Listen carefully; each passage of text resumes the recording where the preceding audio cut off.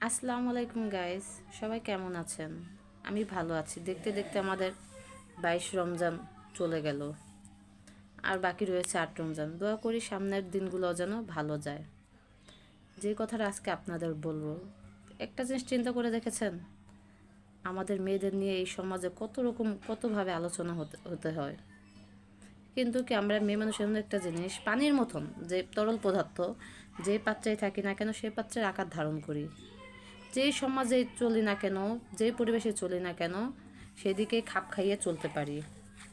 আর যদি মনে করেন আপনাকে নিয়ে সমালোচনা হচ্ছে, তাহলে মনে করবেন হয়তো বা সামনে আপনাকে নিয়ে ভালো কিছু আছে, তাই আপনাকে নিয়ে আলোচনাও হচ্ছে। মানুষের কটু কথাকে কখনো পিছু পা হবেন না। নিজেকে এগিয়ে নিতে মানুষের কথাগুলো সব পিছে ফেলে নিজেকে সামনের দিকে এগিয়ে নিয়ে চলতে হবে।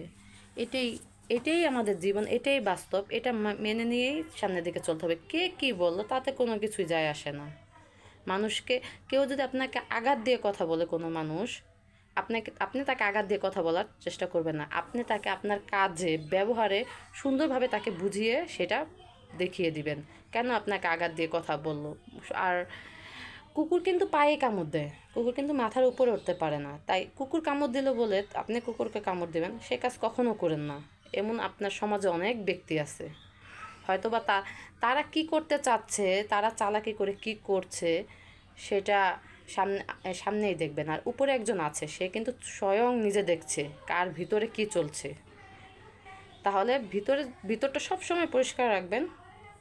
উপরে যে আছে সে আপনি সবসময় ভালো কিছু রাখবে। মনকে সবসময় ফ্রেশ রাখবেন, মনকে সবসময় পবিত্র রাখবেন। ওকে, আল্লাহ হাফেজ।